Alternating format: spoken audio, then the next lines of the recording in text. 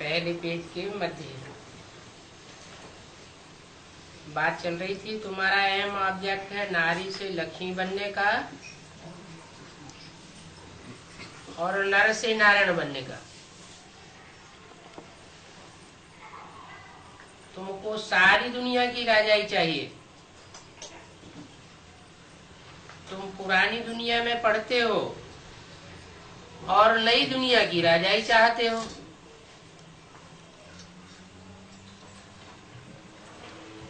यहाँ की पढ़ाई की प्रारब्ध तुमको नई दुनिया में मिलेगी। कोई ऐसे भी है, कभी कभी सोच लेते हैं कि हम बाबा की पढ़ाई पढ़ रहे हैं, बाबा की याद करते हैं, तो इसी जन्म में हमको प्राप्ति हो जानी चाहिए। लेकिन बाप कहते हैं नहीं, यहाँ की पढ़ाई की प्रारब्ध तुमको नई दुनिया में मिलेगी। अगर इसी दुनिया में मिल जाए फिर तो तुम स्वार्थ के लिए पढ़ाई पढ़ने लगोगे, क्योंकि इस दुनिया का ये तुम्हारा रथ है। इस रथ के लिए अब कोई प्राप्ति की आशा नहीं करनी है। ये रथ तो पतित तमो प्रधान अंतिम जन्म का है, और इस अंतिम जन्म में कोई भी इच्छा रखना, इस दुनिया की भस्म होने वाली दुनिया की कोई भी इच्छा रखना, ये अज्ञान है। ये बाप का ज्ञान नहीं है। क्यों? कि ये दुनिया है रावण की। रावण की दुनिया में अब हमें कुछ भी प्राप्ति करने की इच्छा नहीं रखनी है। बाप जो हमारे लिए नया मकान, नई सृष्टि रूपी दुनिया बनाए रहे हैं, हमें उसमें अपना प्रारब्ध लेना है। ये संगम युग है कल्याणकारी। अभी हम रावण की पुरानी दुनिया में भी मन बुद्धि से नहीं रहते हैं, यहाँ की प्राप्ति भी नहीं चाहते हैं। अभी हम न पुरानी दुनिया में बैठे हैं और न नई दुनिया में बैठे हैं। दोनों के बीच ये जो पुरुषोत्तम संगम युग है, हम इसमें बैठे हुए। पुरुषोत्तम संगम युग में पुरुषों में अर्थात आत्माओं में उत्तम उत्तम आत्माएं कौन है, वो अभी प्रत्यक्ष होना है। ऐसे तो 500 करोड़ मनुष्य आत्माएं हैं, लेकिन 500 करोड़ मनुष्य आत्माओं में भी उत्तम कौन है? उत्तम आत्माएं वो है जो नर से नारायण जैसी बनती है और नारी से लक्ष्मी जैसी बनती है। वहां नई दुनिया में सब नर नारायण जैसे होंगे, नारी सो लक्ष्मी जैसी होंगी, सब 16 कला संपूर्ण होंगे और सब 84 जन्म लेने वाली पूरी ऑलराउंड पार्ट बजाने वाली आत्माएं होंगी। तो हम उन उत्तम उत्तम आत्माओं की बात करते हैं। बाप भी किनको पढ़ाने आए हैं? आत्माओं को पढ़ाने आए हैं, या जो देहभानी है उनको पढ़ाने आए हैं? आत्माओं को परमात्मा बाप पढ़ाते हैं। आत्माएं कौन है? जो पूरे 84 जन्म लेने वाली है। अगर कोई 83 जन्म लेने वाला है तो वो 16 कला संपूर्ण आत्मा नहीं कही जाएगी। पूरी आत्मिक स्थिति में स्थित होने वाली आत्मा है ही नहीं। जब पूरी आत्मिक स्थिति में टिकेगी नहीं तो कम कलाओं वाली आत्मा हुई। माने कम कलाओं वाली आत्मा, वो जो कमजोरी है कम कला की, वो द्वापर युग में आकर के प्रत्यक्ष हो जाएगी। द्वापर में जैसे ही द्वैतवादी दुनिया शुरू होगी, वो दूसरे धर्म में कन्वर्ट होने लगेगी। तो कच्ची कन्वर्ट होने वाली जो आत्माएं होती हैं, वो पक्के देवताएं नहीं होते। हम तो लक्ष्य लिए बैठे हैं। क्या? जिंदगी का लक्ष्य क्या लिए बैठे हैं कि हम अब बाप के द्वारा इसी जन्म में नर से नारायण बनेंगे और प्रारब्ध भोगेंगे नई दुनिया में।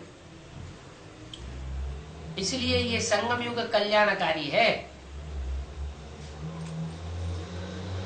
इस संगम युग से जास्ती कल्याण और किसी आत्मा का और किसी युग में हो ही नहीं सकता, क्योंकि इस संगम युग में ही पुरुषों में उत्तम पुरुषोत्तम नारायण प्रत्यक्ष होता है, और उस नारायण बनने वाली आत्मा में सुप्रीम सोल बाप शिव प्रत्यक्ष होता है। इस कल्याणकारी संगम युग में जहाँ की आत्मा और परमात्मा का संगम होता है,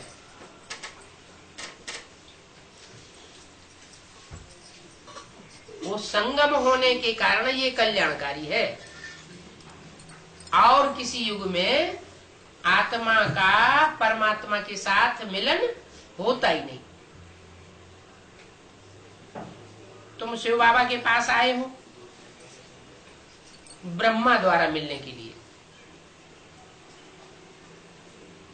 ब्रह्मा ने तो शरीर छोड़ दिया, फिर मिलेंगे कैसे? यहाँ मुरली तो ये कहती है कि तुम शिव बाबा के पास आए हो ब्रह्मा द्वारा मिलने के लिए, और ब्रह्मा ने शरीर छोड़ दिया, तो अब कैसे मिलेंगे? मुरली में बोला है भले ये ब्रह्मा चला जावे तो भी जिस किसी में भी प्रवेश करेंगे उसका नाम ब्रह्मा रखना पड़े। और ब्रह्मा की निशानी भी दी हुई है। ब्रह्मा माने ब्रह्म माने बड़ी माँ माने माँ माने बड़ी माँ। बड़ी माँ ब्रह्मा ऐसी माँ जो बहुत शीतलता से पाठ बजाया। वैसे भी घर परिवार में ढेर बच्चे होते हैं, ढेर संबंधी होते हैं, माता को तो बहुत शीतलता से सहनशीलता पूर्वक पाठ बजाना पड़ता है।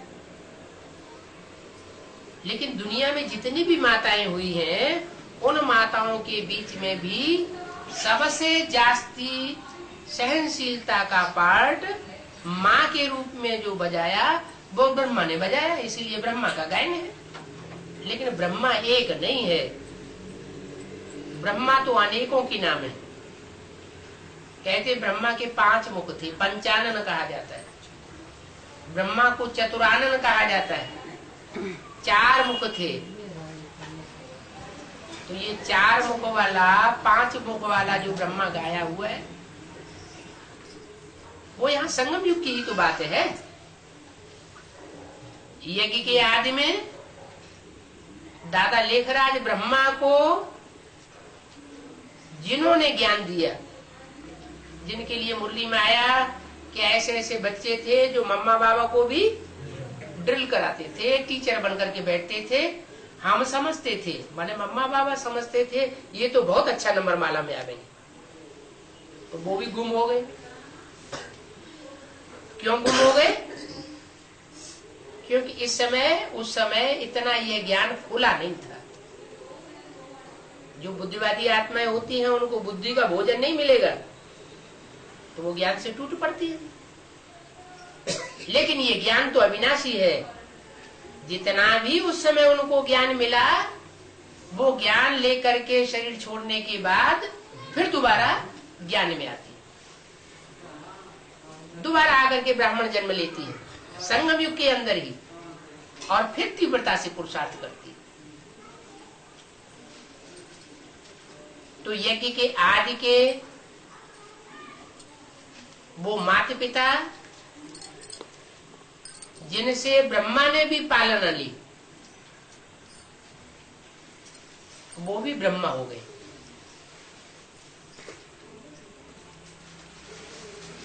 तीन ब्रह्मा तो ये हुए। बाद में 68 में जब ब्रह्मा ने शरीर छोड़ दिया तो वही आदि वाली आत्मा फिर दोबारा जन्म लेती है।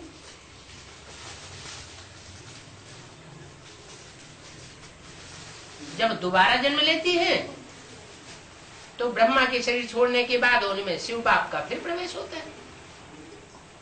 शिव बाप का प्रवेश होता है, जिसकी निशानी दिखाई है चंद्रमा, मन शीतल पार्ट बजाने वाली आत्मा के साथ तीसरा नेत्र शिव नेत्र। शंकर का जो रूप है उसमें तीसरा नेत्र शिव है, सुप्रीम सोल की यादगार। सुप्रीम सोल भी उसमें प्रवेश है, और चंद्रमा के रूप में शीतल पार्ट बजाने वाली ब्रह्मा माता भी उसमें प्रवेश है, और जिसका शरीर है वो राम वाली आत्मा। ये तीन आत्माओं का कॉम्बिनेशन एक शरीर में होता है तो उनको कहा जाता है शंकर। शंकर माना मिक्स, तीन पार्ट एक ही शरीर में मिक्स है, जिसकी यादगार में शास्त्रों में कह देते हैं, हे कृष्ण नारायण वासुदेव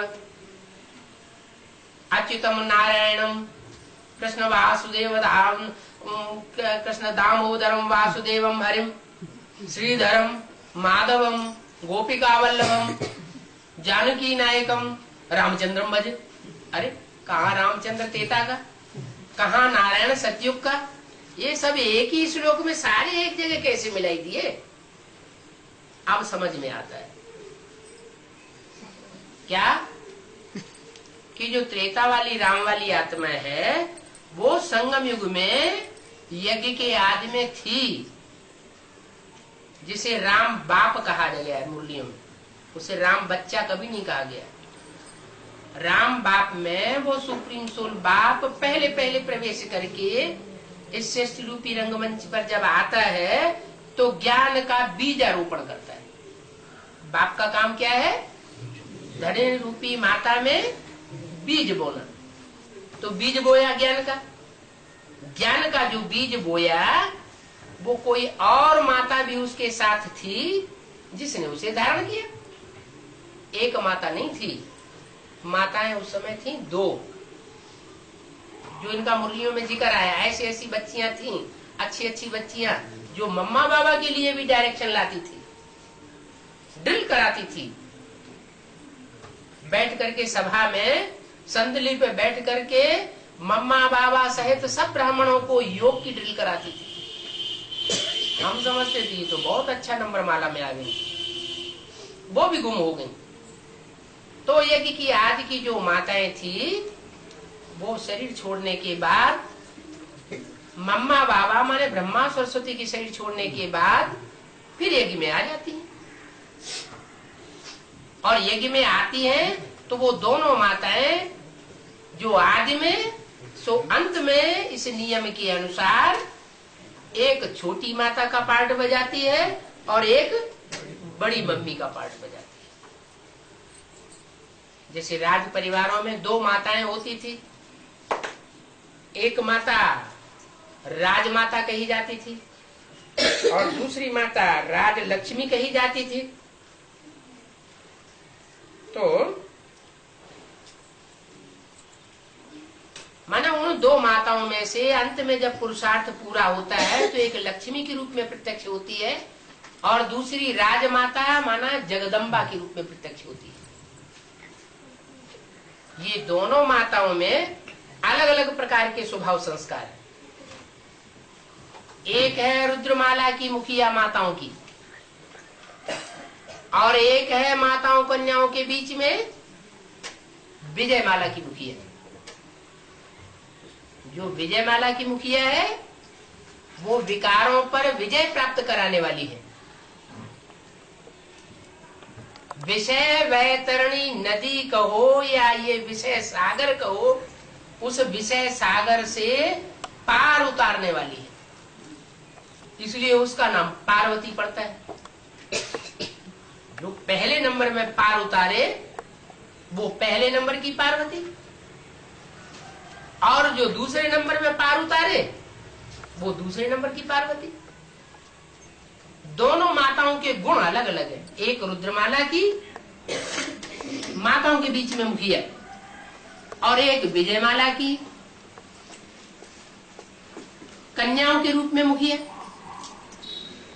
इसलिए 2 माताओं के नाम गाए हुए हैं, मंदिर भी बने हुए हैं जिनका जिक्र मुरलियों में आता है, अधर कुमारी और कन्याकुमारी। कन्याकुमारी का मंदिर कहाँ है? दक्षिण भारत में है कन्याकुमारी। हाँ जी। और फिर दूसरी अधर कुमारी। अधर कुमारी माने अर्ध कुमारी। क्या?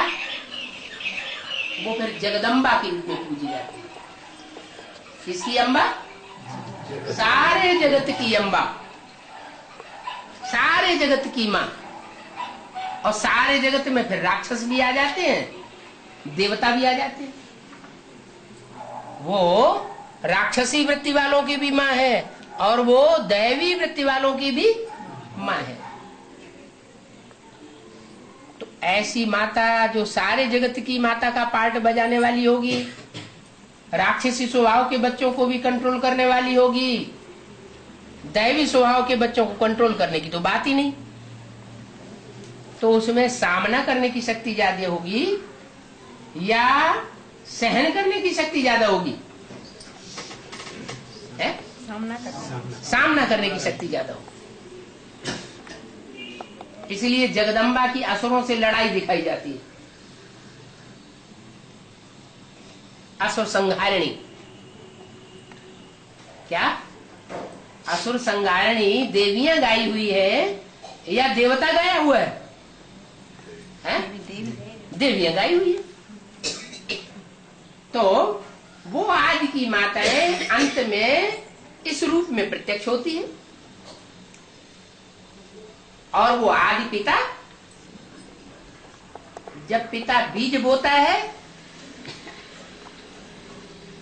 तो प्रत्यक्ष होता है, या जब बच्चों को वर्षा देता है तब बच्चों के सामने पूरा प्रत्यक्ष होता है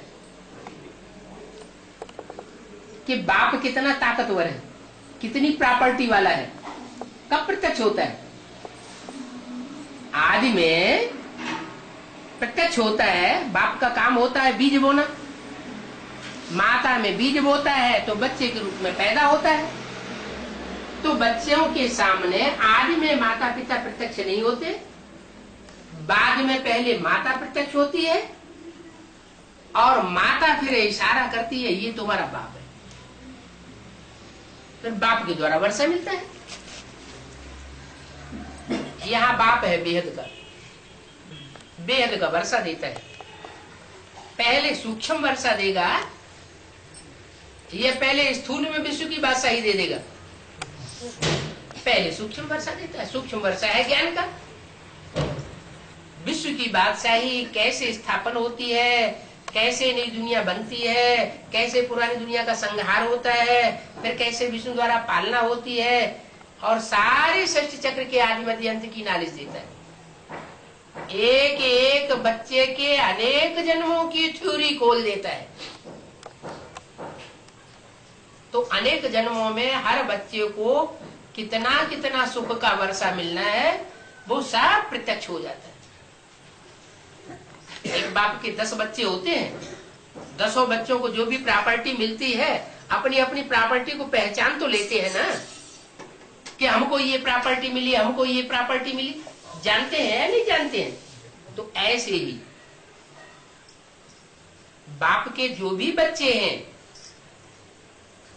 वो अपनी प्रॉपर्टी को अच्छी तरह पहचानते हैं कि जन्म जन्मांतर हमने उस बाप से सुख की कितनी प्रारब्ध प्राप्त की और कैसे कैसे प्राप्त की है, क्या क्या जन्म लिए हैं, क्या क्या हमने पार्ट बजाया है। अगर आत्मा रूपी एक्टर अपने पार्ट को ही न जाने तो वो तो बेवकूफ एक्टर हो गया। आत्मा ये शरीर रूपी चोला धारण करती है जन्म जन्मांतर। एक जन्म नहीं, कितने जन्म? 84 जन्म। 84 जन्मों में 84 चोले धारण करती है और 84 शरीर रूपी वस्त्र धारण करके रंगमंच पर पार्ट बजाती है और आत्मा को अपने पार्ट का पता ही न चले, तो उस पार्टधारी को बेवकूफ कहेंगे या होशियार कहेंगे? बेवकूफ। तो अभी तो हमें किसी को पता नहीं है कि हमने कितने जन्म लिए, कैसे कैसे लिए, क्या क्या हमने पार्ट बजाया, तो हम सब क्या हो गए अभी है? नंबर 12 अभी बेवकूफ की लिस्ट में। कम से कम इतना तो जान लेना चाहिए कि हम कितने जन्म लेने वाली कौन सी आत्मा है और हमने बेहद के बाप से कब और कितना वर्षा लिया, कितने जन्मों का लिया। अभी बाप कहते हैं मैं अपने आत्मा रूपी बच्चों को ऊंचे से ऊंचा वर्षा देने के लिए आया हुआ हूं। जिस रूप में जिस मुकर्रर रथ में आता हूं वो मुकर्रर रथ संसार में हर धर्म में मान्यता प्राप्त है। कौन सा रथ है? हिंदुओं में उसको कहते हैं देवदेव महादेव। देवताओं में सबसे बड़ा देवता महान। अंग्रेजों में उसे कहते हैं एडम, मुसलमानों में उसे कहते हैं आदम और जैनियों में उसे कहते हैं आदिनाथ। है एक ही व्यक्ति और धर्मों में नाम अलग अलग रख दिए हैं। तो वो सारी मनुष्य सृष्टि का जो पिता है, उस मनुष्य सृष्टि के पिता में मैं सुप्रीम सोल ज्योति बिंदु शिव प्रवेश करता हूं। मैं प्रवेश करता हूं तो उस बाप को भी प्रत्यक्ष करता हूं जो सृष्टि का पिता है, और उस बच्चे को भी प्रत्यक्ष करता हूं जो इस सृष्टि रूपी वृक्ष का पहला पत्ता है।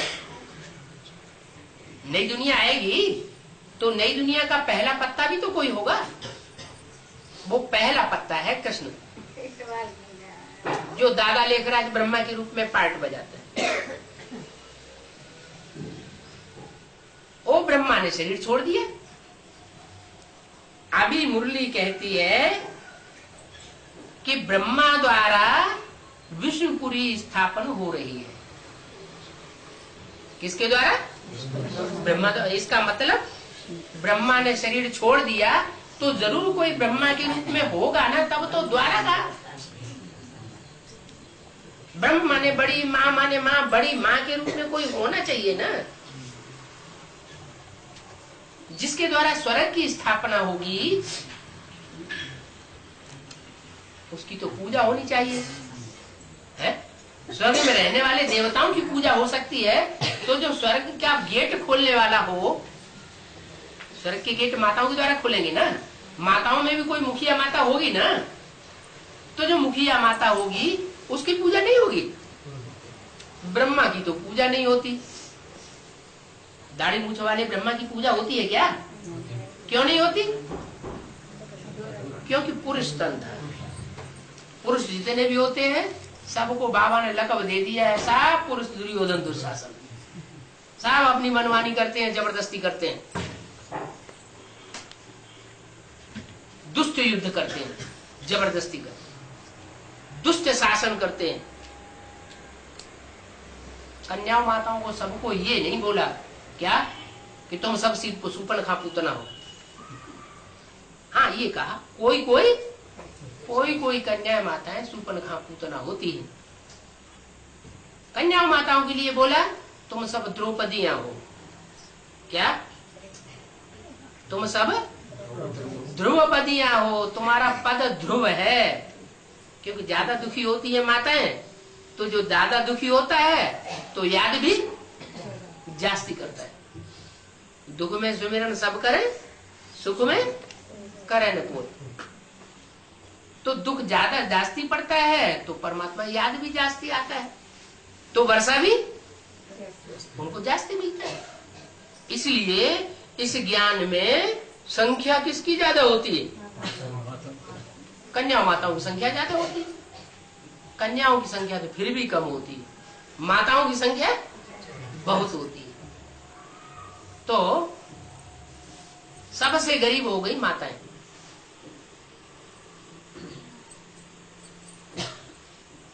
जो माताएं गरीब होती हैं उनके लिए बाप आकर के गरीब निवाज बनकर आता है। और तिरुपति में तो ढेर सारी माताएं हैं। नाम क्या रखा है शहर का? तिरुपति है। ऐसी लड़ाई दंगा क्यों हो रहा है ये है? तिरुपति मेरोपति नहीं है। इसका मतलब कलयुग के अंत में आकर के लड़ाई होती है। जब लड़ाई होती है तो बहुत दुखी हो जाती है। क्यों लड़ाई होती है? पुरुष की हविस पूरी नहीं होती तो कितनी कितनी स्त्रियां रख लेते हैं, 2-2, 4-4, 8-8। अब जितनी ज्यादा स्त्रियां रखेंगे उतनी लड़ाई होगी। 2 का मिसाल दे दिया। 2 में स्त्रियां होंगी तो आपस में क्या कही जाएंगी? सौतन। तो लड़ाई होती है। वो कहते नहीं तेरा पति, वो कहते नहीं तेरुपति। तो दक्षिण भारत में ये यादगार बन गई है।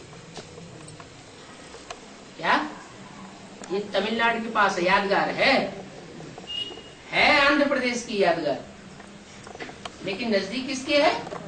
तमिलनाडु। तो बताया ब्रह्मा द्वारा शिवपुरी की स्थापना करते हैं, वो विष्णुपुरी की।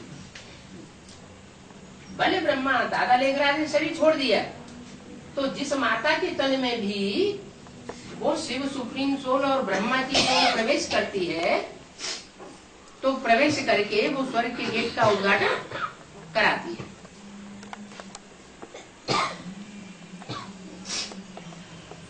तो शिव बाबा के पास तुम आए हो ब्रह्मा द्वारा मिलने के लिए।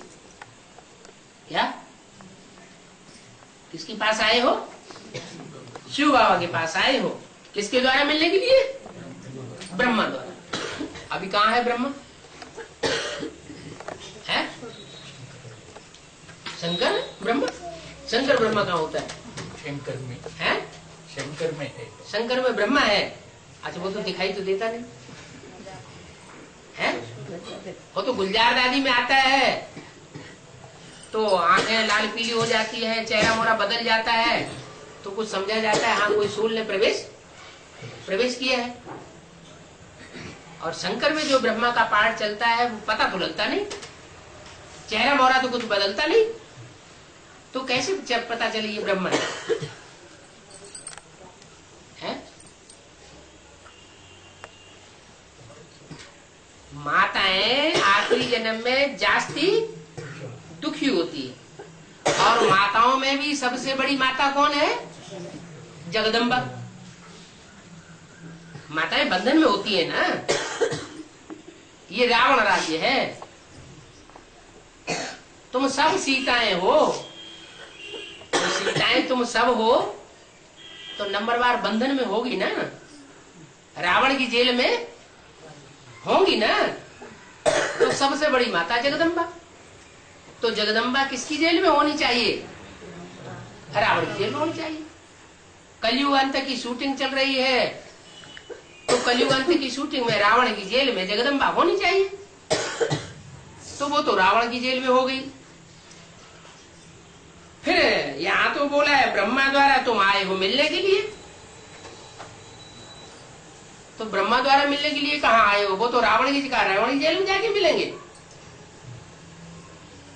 तो बोला ये सारी दुनिया ही रावण की जेल है।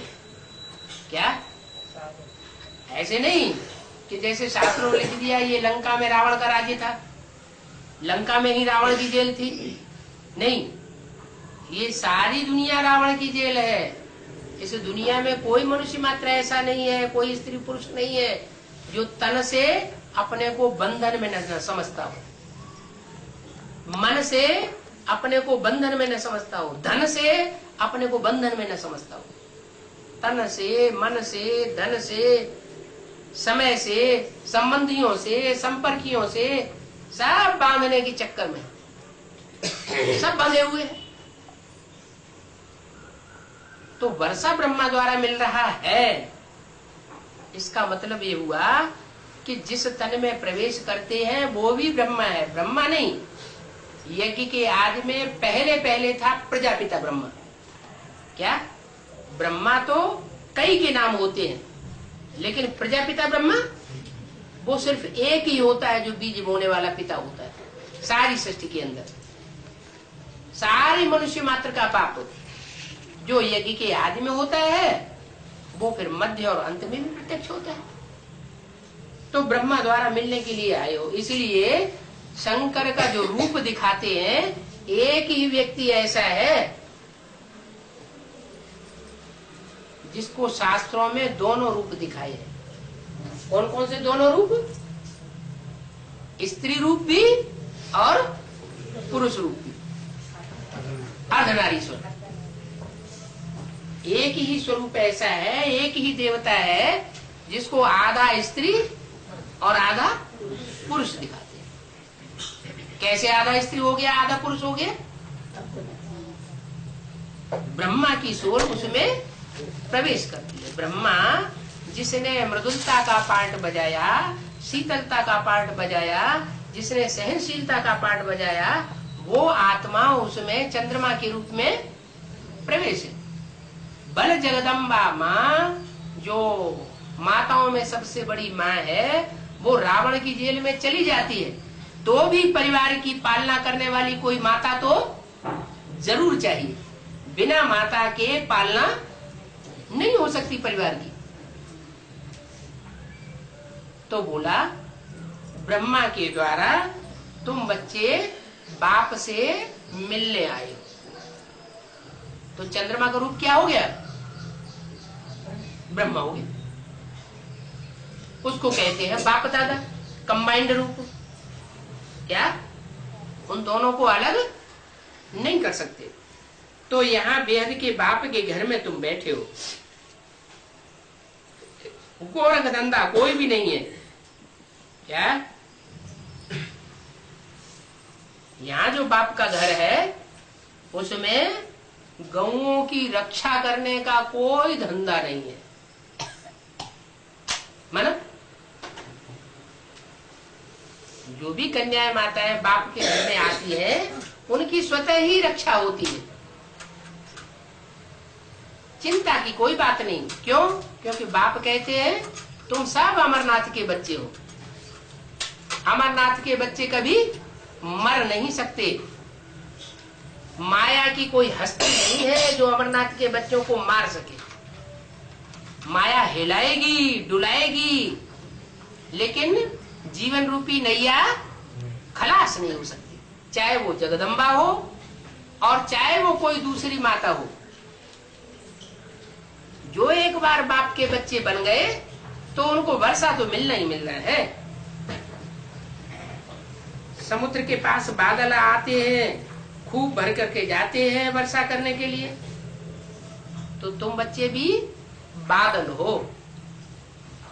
ज्ञान सागर से ज्ञान जल भर रहे हो और ज्ञान सागर से ज्ञान जल भर करके चारों तरफ संसार में बरसाने, ज्ञान बरसात बरसाने के निमित्त बन जाते हो।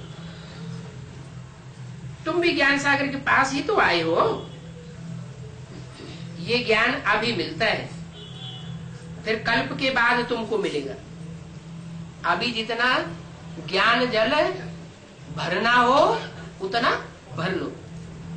अभी तुम अपनी आत्मा रूपी बैटरी जितना चार्ज करना हो उतनी चार्ज कर लो। चार्ज कैसे होती है? बैटरी चार्ज होती है याद से, और फिर बैटरी में पानी भी डालना पड़ता है।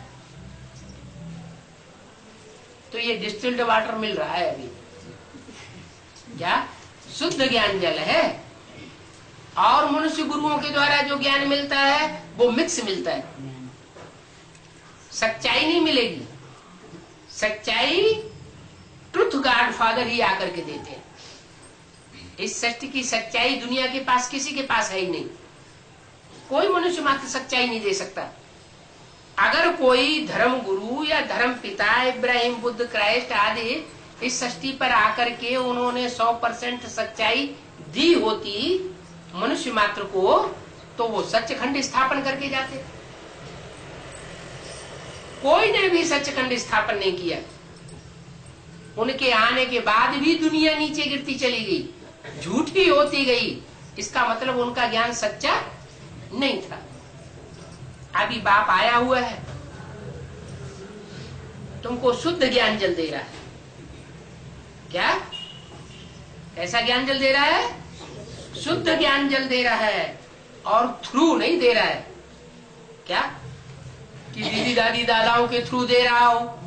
नहीं, डायरेक्ट दे रहा है। कैसा ज्ञान जल दे रहा है? डायरेक्ट दे रहा है। वो डायरेक्ट ज्ञान जल भारत में ही ज्यादा मिलता है। इसका नाम है डीजल। डी माना डायरेक्ट और जल माना क्या? ज्ञान जल। ये डायरेक्ट ज्ञान जल भारत में ही मिलता है और ज्यादा तादाद में मिलता है। विदेशों में भी थोड़ा थोड़ा कभी बांटने जाता होगा, जाए, लेकिन भारत में जितना आकर के ज्ञान जल देता है, सराबोर करता है, इतना और कहीं भी नहीं मिलता। तो तुम्हारी ये शरीर रूपी मोटर है? इस शरीर रूपी मोटर में जो बैटरी रखी हुई है, उस बैटरी को डीजल से सराबोर करके चलना चाहिए, और अभी जितना बैटरी भर लेंगे वो जन्म जन्मांतर काम करेगी। यही ज्ञान जल, यही ज्ञान का धन 84 जन्मों के लिए अविनाशी बन जाएगा। जो यहाँ आत्मा में जितना ज्ञान धारण करेगा वो जन्म जन्मांतर के लिए साहूकार बन जाएगा। माने ये सूक्ष्म जो ज्ञान धन अभी बाप से मिल रहा है, वो जन्म जन्मांतर के लिए स्थूल धन भी बन जाएगा। जो यहाँ जितना ज्ञान रत्नों का साहूकार होगा, वो जन्म जन्मांतर के लिए स्थूल धन का साहूकार बनने वाला है। तो कितना इस ज्ञान के ऊपर ध्यान देना चाहिए। और एक और बात, बादल जब भरते हैं तो बादल एक एक जाकर के समुद्र में जल भरते हैं या इकट्ठे भरते हैं? इकट्ठे भरते हैं। तो इकट्ठे भरेंगे तो सूर्य की जो गर्मी है वो उसको सुखा नहीं पाएगी जल्दी, और छोटी छोटी बदली होगी, अकेले अकेले जाएंगे तो सूरज की गर्मी उसको सुखा देगी। बादल की वो पावर काम नहीं कर पाएगी। इसलिए संगठन में बैठ करके बाबा की वाणी सुनना चाहिए। डायरेक्ट सुने तो बहुत बढ़िया, डायरेक्ट नहीं सुने तो कम से कम सेकंड क्लास माल बताया है, टेप रिकॉर्डर, ज्यों का त्यों सुनावेगा। और अभी तो टीवी निकल पड़ा है, टीवी में बाबा के एक्सप्रेशन भी देखे जा सकते हैं, चेहरे मोहरे के हाव भाव भी देखे जा सकते हैं। तो उससे वातावरण का भी पता चलता है कि कैसे संगठन में, कैसे माहौल में, किस स्थिति परिस्थिति के बीच में बाप ने आकर के ज्ञान सुनाया। तो गुड सेकंड क्लास माल हो जाए। और क्या चाहिए? है अभी थर्ड क्लास तो नहीं लेना है, थर्ड क्लास है, फर्स्ट क्लास ब्राह्मणों को थर्ड क्लास माल लेना चाहिए या फर्स्ट क्लास नहीं मिले, पहले तो कोशिश करनी है फर्स्ट क्लास मिले, है? और अंत में सबको फर्स्ट क्लास माल ही मिलेगा, ये भी गारंटी है। क्या अंत में? ऐसी क्या बात होगी? अंत में कैसे मिलेगा? अभी क्यों नहीं मिल रहा है? ऐसा क्या कुछ हो जाएगा जो अंत में सबको डायरेक्ट ज्ञान जल मिलेगा? नहीं, सारी दुनिया में प्रत्यक्ष हो जाएगा, सारी दुनिया में सबके सामने थोड़े पहुंच जाएगा, सन्मुख थोड़े पहुंच जाएगा जो सबको डायरेक्ट ज्ञान जल मिलने लगे। भूल गए हैं? घर जाना है कि नहीं है? घर भूल गए? घर नहीं जाना है, इसी दुनिया में रहना है? बोला है तुम बच्चे परम धाम घर को इस सृष्टि पर उतार लेंगे। क्या? वहां परम धाम बाद में जाएंगे, पहले क्या करेंगे? परम धाम को इस सृष्टि पर उतार लेंगे। माने हम सब बच्चे जो अभी इस दुनिया में धंधाधोरी की दुनिया में बैठे हुए हैं, जहाँ 500 करोड़ की दुनिया के वाइब्रेशन का संग का रंग लग रहा है, इसलिए हमारी अवस्था अभी नहीं बन पा रही है। आगे चल के ऐसा भी माहौल बनेगा कि सब धंधाधोरी छोड़ नहीं देंगे, नुकसान हो जाएगा, सब धंधों में नुकसान होगा, कोई धंधा इस दुनिया में नहीं चलेगा, एक ही धंधा चलेगा। और उस धंधे के बीच में जो जो आत्माएं परिपूर्ण होती जाएंगी, पक्का बुद्धि में बैठता जाएगा कि इन धंधों में कुछ भी फायदा नहीं है, सबसे अच्छा धंधा है ज्ञान देना और ज्ञान लेना, और वो भी मुख के द्वारा नहीं। मुख का ज्ञान का लेन देन तो अब तक भी होता चला आया। कितने साल हो गए? 69, 68 ईयर्स हो चुके। अभी तक मुंह के गल्ले बजाते चले आ रहे हैं, लेकिन संसार में क्या प्रत्यक्षता हुई? नहीं। संसार में इस ज्ञान की 500 करोड़ के बीच में तब प्रत्यक्षता होगी जब हम मनसा के वाइब्रेशन के द्वारा चारों तरफ दुनिया में संगठित होकर के वाइब्रेशन फैलाएंगे।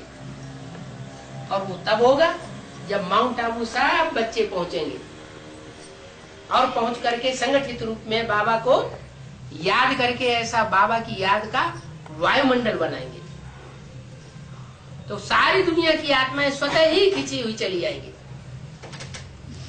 हमको कोई भाषणबाजी वगैरह करने की दरकार नहीं पड़ेगी। ये वाचा की सेवा से या भागदौड़ की सेवा से सारी दुनिया, इतनी बड़ी दुनिया में सेवा नहीं हो सकती पूरी।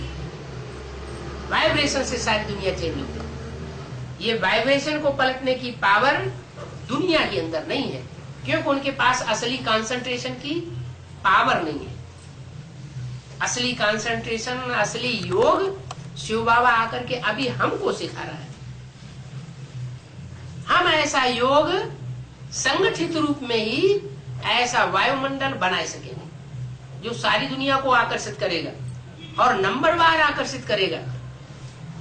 जिसके लिए बोला है, आबू रोड से लेकर के माउंट आबू तक पैदलियों की क्यू लग जाएगी, पैदल जाने वालों। इतना लंबा रास्ता और पैदलियों से भर जाएगा। आते जाएंगे, जाते जाएंगे, 1 सेकंड के दर्शन करेंगे, वापस आएंगे। सारी दुनिया का उद्धार होना है, खास करके उन बच्चों का उद्धार होना है जो 9 लाख की आबादी वाले श्रेष्ठ सितारे कहे जाते हैं। 9 लाख सितारे आसमान में गाए हुए हैं, वो जड़ सितारे हैं, और तुम बच्चे हो इस धरती के चैतन्य सितारे। उन 9 लाख सितारों में 4.5 लाख है चंद्रमा के साथ जन्म लेने वाले। दादा लेखराज ब्रह्मा की सोल जो नई दुनिया में जाके कृष्ण के रूप में जन्म लेगी, कृष्ण बच्चे की तरह जाकर के पैदा होंगे। और 4.5 लाख ऐसे हैं जो सूर्य के साथ रहने वाले, इसी दुनिया में रह करके राधा कृष्ण जैसे बच्चों को जन्म देंगे।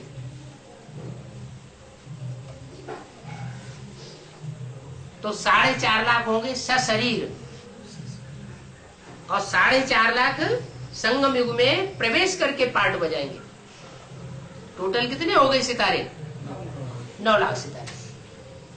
वो 9 लाख सितारे पहले माउंट आबू में पहुंच करके परम धाम की सृष्टि, आत्म की सृष्टि रचेंगे।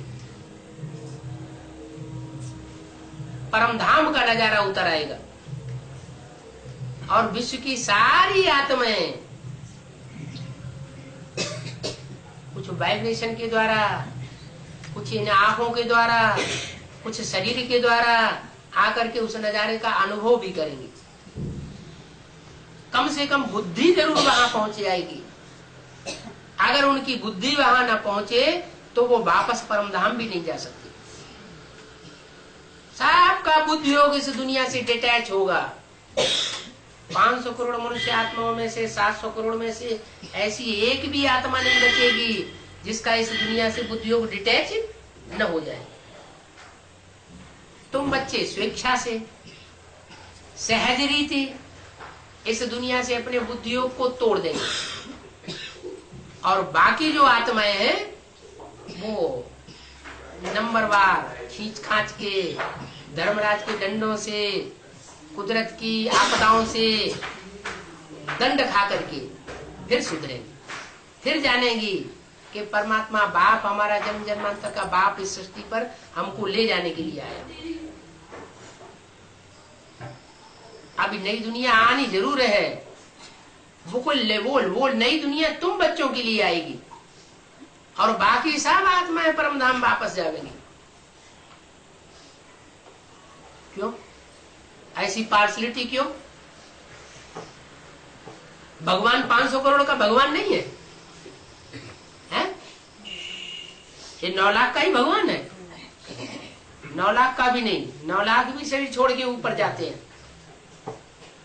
4.5 लाख का ही भगवान है, जिनको जीते जी स्वर्ग देता है। वो इसलिए है कि 4.5 लाख आत्माएं ऐसी है जो जीते जी आत्मिक स्थिति में स्थिर हो जाती है, देह का भान छोड़ देती है।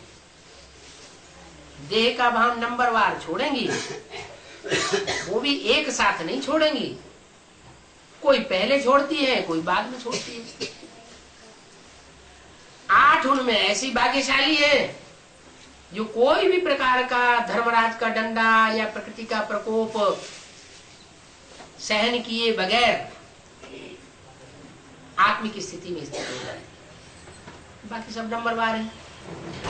तो 4.5 लाख मनुष्य आत्माओं को, जो मनुष्य से देवता जैसी इसी जन्म में बनती है, नर से नारायण बनती हैं और नारी से लक्ष्मी बनती है।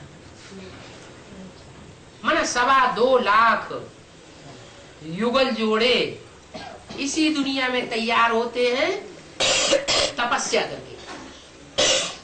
उनको अपना शरीर भूल जाएगा, यहां तक भूल जाएगा कि खाने की, पीने की और श्वास लेने की भी उनको दरकार मिल रही है। क्या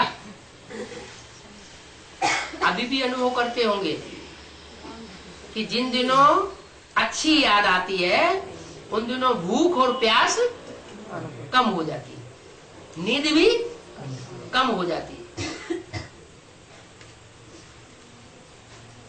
सदा जागती ज्योति बनेंगे।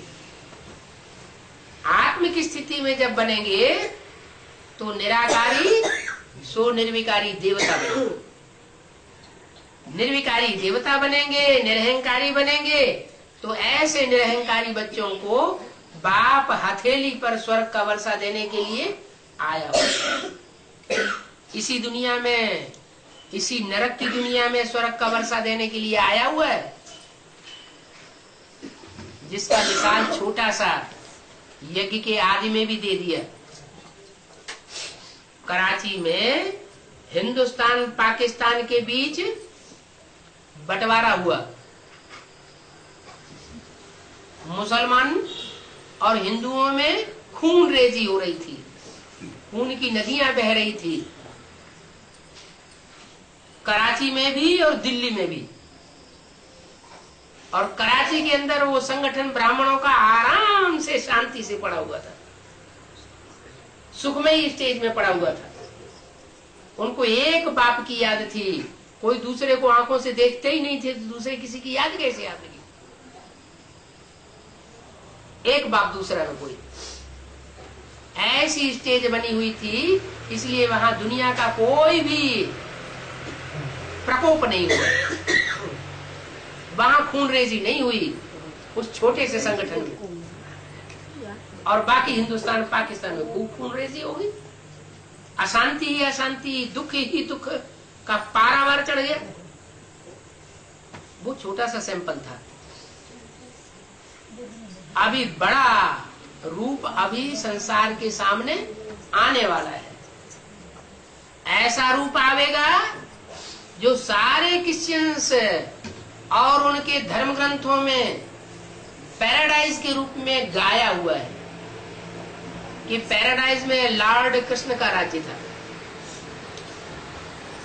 मुसलमानों में वो जन्नत के रूप में गाया हुआ है, हिंदुओं में उसको बैकुंठ कहते हैं।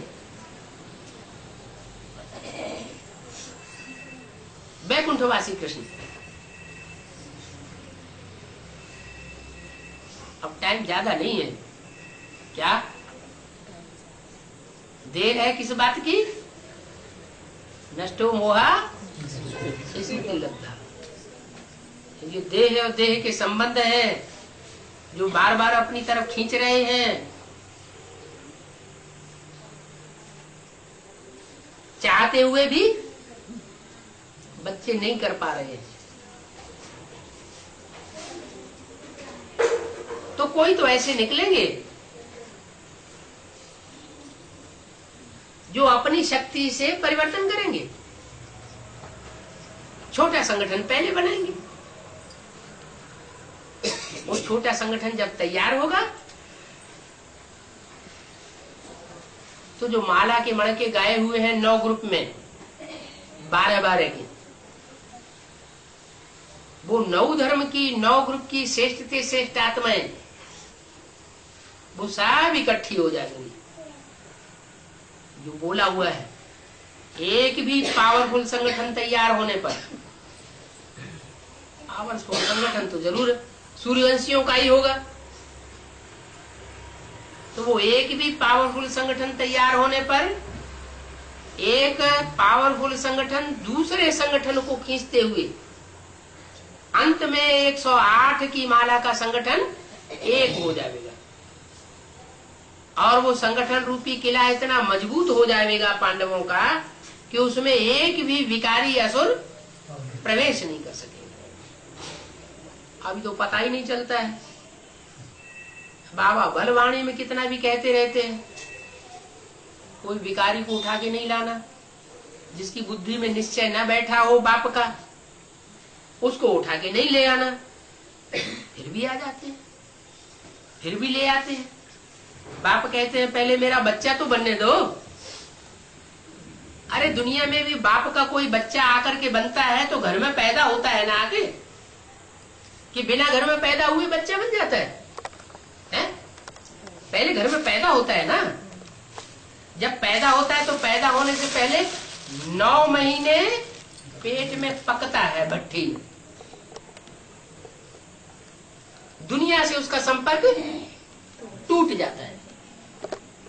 वो तो हद की बात हो गई, हद का गर्भ हो गया। और यहाँ ये है बेहद का ज्ञान गर्भ। यहाँ सिर्फ 9 दिन की बात है। 1 दिन जाना, 1 दिन आना और 7 दिन की भट्ठी। उस भट्ठी में बाहर की दुनिया का कनेक्शन कट हो जाता है। जब भट्ठी करने जाते हैं ना तो वही ज्ञान की बातें बुद्धि में चलती हैं, वही लेन देन चलता है, बाकी दुनिया भूल जाती है। जब वहां से भट्ठी करके आते हैं परिपूर्ण होकर के तो आत्मा भरी हुई होती है और वही बातें बुद्धि में चलती हैं, वही ज्ञान दूसरों को सुनाते हैं, चाहे ट्रेन में आए, चाहे बस में आए, चाहे हवाई जहाज में। तो ज्ञान योग की भट्ठी वो 9 दिन की ऐसी हो जाती है जिसमें बाहर की दुनिया से कनेक्शन तोड़वा दिया। किसी को पत्र भी नहीं लिख सकते, बाहर का भोजन भी नहीं खा सकते, किसी को टेलीफोन भी नहीं कर सकते। तो अच्छी तरह पकना हो जाता है। और ऐसी पकी हुई आत्मा जब बाहर निकलती है तो निश्चय बुद्धि होकर के निकलती है। कोई बच्चे ऐसे होते हैं जो पेट में ही मर जाते हैं, तो वहां भी ऐसी कोई बेधर्मी आत्माएं पहुंच जाती हैं जिनमें कोई भूत प्रेत प्रवेश कर जाता है और उनको वहां टिकने नहीं देता और वो बात खड़ी होती है। वो बात दूसरी है। वो गिनी चुनी थोड़ी सी आत्माएं होती हैं ऐसी, जैसे शास्त्रों में भी गाया हुआ है 5 पांडव स्वर्ग में गए, उनके साथ कुत्ता भी चला गया। अरे कुत्ता तो बहुत काम ही होता, वो क्यों चला गया? कहते हैं अमृत बांटा गया, तो अमृत पीने के लिए देवताओं की लाइन में राक्षस भी घुस के बैठ गया। तो ऐसे ऐसे होता है, वहां भी कोई कोई ऐसे राक्षस, ऐसे कुत्ता कामी जैसे घुस के बैठ जाते हैं, और उनमें फिर भूत प्रेत आता है, फिर उनका गला काटा जाता है। लेकिन थोड़े होते हैं, ज्यादा नहीं। ज्यादातर आत्माएं तो ऐसी होती है जो निश्चय बुद्धि होकर के निकलती है। जैसे ईंटों का भट्ठा होता है ना, वो तो जड़ ईंटें हैं, ये आत्मा रूपी चैतन्य ईंटें हैं। ये भी ज्ञान योग की भट्ठी में डाली जाती है, तो कोई ईंटें पूरी पक करके निकलती है बढ़िया, क्या अव्वल नंबर ईंट कहा जाता है। कोई द्वैम नंबर निकलती है, कोई तीसरा मान में निकलता है, कोई खंजर होकर के निकलती है। निकलती तो है ना। तो ऐसे ही ये ज्ञान योग की भट्ठी है। ज्ञान योग की भट्ठी कहो, गर्भ कहो, इस गर्भ महल में से आत्माएं बाप के बच्चे बनकर के पैदा होकर के निकलते हैं, निश्चय बुद्धि बनकर के। निश्चय बुद्धि हुआ माना बाप का बच्चा बना, और अनिश्चय बुद्धि हुआ माना बच्चा मर गया। तो यहाँ भी मरना जीना तो चलता रहता है। बाप कहते हैं अब बच्चे तुमको अमर बनना है, पहले बुद्धि से अमर बनना है, फिर स्थूल में अमर माने देवता बनेंगे। जितना जितना यहाँ मन बुद्धि से निश्चय बुद्धि बनते जावेंगे, उतना उतना वहां के लिए तुम अमर देवता साबित हो जाएंगे। अमरनाथ के बच्चे अमरनाथ होने चाहिए ना। बाप हमारा अनिश्चय बुद्धि कभी नहीं होता, तो हम बच्चों को भी कभी भी अनिश्चय बुद्धि नहीं होना चाहिए। लेकिन होता क्या है, अभी अभी निश्चय, अभी अभी अनिश्चय होता रहता है। ये माया की लड़ाई चलती रहती है। ये माया का युद्ध चलता रहेगा। कब तक चलेगा? है जब तक बच्चे इस दुनिया से नष्ट हुआ नहीं होते। ये ज्ञान अभी मिल रहा है, फिर कल बाद तुमको ये मिलेगा। तो ये बातें बच्चों को समझाई जाती हैं। यहाँ हिसाब किताब सब चुकतू होना है। 63 जन्मों का हिसाब किताब है, वो आपस में सब चुकतू कर रहे हैं। छी दुख का कर्म बंधन सब चुकतू होना है। बच्चों को तो खुशी रहती है कि बाकी थोड़ा समय है, आत्मा को याद करना है और शरीर को बुलाना है। क्या विनाशी क्या है? अविनाशी क्या है? आत्मा अविनाशी है, उसको याद करना है, और जो विनाशी है उसको भूल जाना है।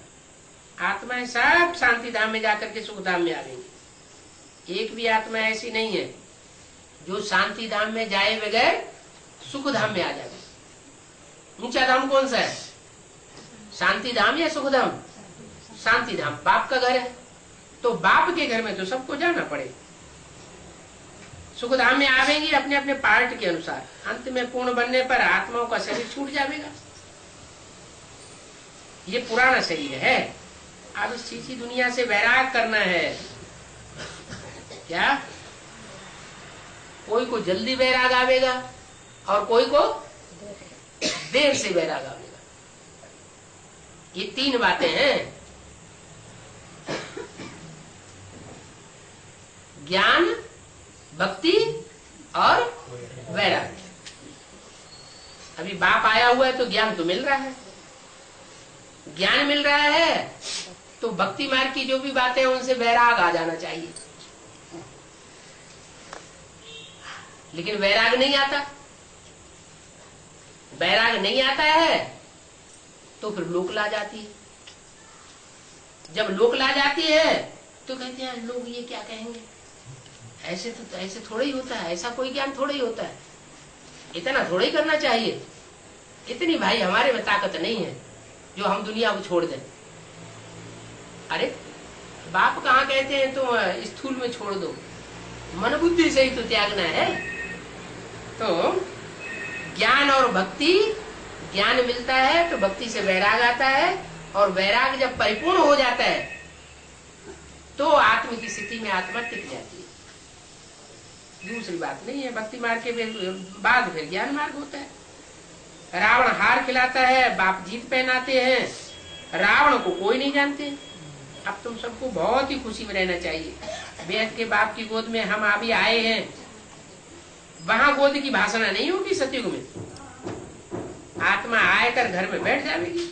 यहाँ भाषणा है कि हम बेहद के बाप से पढ़ रहे हैं। बाप आकर मनुष्यों से देवताई पद देने के लिए पावन बनाते हैं। देवताओं को कैसे देखो संपूर्ण पवित्र कहा जाता है। कन्याओं की भी महिमा की जाती है। अभी जो कन्याओं की महिमा की जाती है वो तो कलयुगी महिमा है। कन्याओं को इकट्ठा करते हैं और जब कन्याओं का पूजन करते हैं, नव दुर्गा पूजन होता है ना, तो उनको कुछ खिला पिलाई देते हैं, बस। और नहीं जानते कि ये क्या होता है। अभी तो तुम्हारी सतयुगी महिमा होने वाली है। कन्याएं तो पवित्र ही होती है, तो जो पवित्र कन्याएं होती है वो अपने जीवन में इस ज्ञान को अगर पूरा उठाएं तो बहुत आगे बढ़ सकती है। माता है तो फिर भी अधर कुमारी है। अधर कुमारी माने आधी कुमारी रह गई, क्योंकि जब बाप ने ज्ञान दिया तो पवित्रता को धारण करने लगी। पवित्रता को धारण किया माना उस समय से वो कन्या हो गई। तो बाप जब आते हैं तो माताएं भी क्या बन जाती हैं? कन्या बन जाती। अब जो जितनी तेजी से उस पवित्रता को धारण करेगा उतना वो तेज पुरुषार्थ में जाएगा। ओम शांति।